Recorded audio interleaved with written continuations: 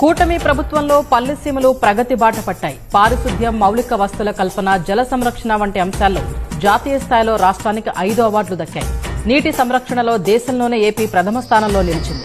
YCP హయాంలో దేశంలో 24వ స్థానంలో ఉన్న పంచాయతీరాజ్ శాఖ ఉప ముఖ్యమంత్రి పవన్ కళ్యాణ్ సారథ్యంలో అగ్రస్థానానికి చేరుకుంది.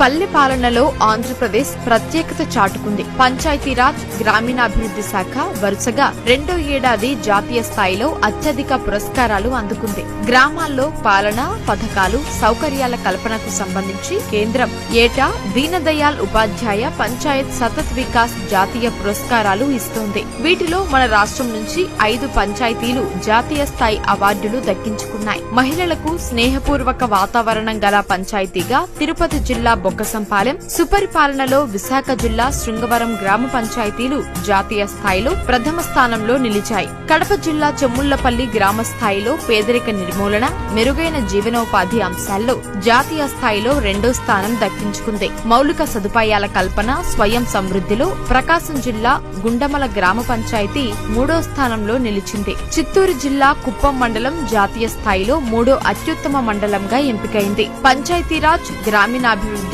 నీటి సరఫరా ఉద్యోగులు, అధికారులు, ప్రజాప్రతినిధుల పనితీరు పెంపొందించే శిక్షణకు సంబంధించిన రాష్ట్రీయ గ్రామ స్వరాజ్ అభియాన్లో దేశంలోనే ఏపీ మొదటి స్థానం సాధించింది. వర్షపు నీటి సంరక్షణ, జలవనరుల సద్వినియోగం వంటి అంశాల్లో ఏపీ విధానాలకు జాతీయ స్థాయిలో మొదటి బహుమతి లభించింది.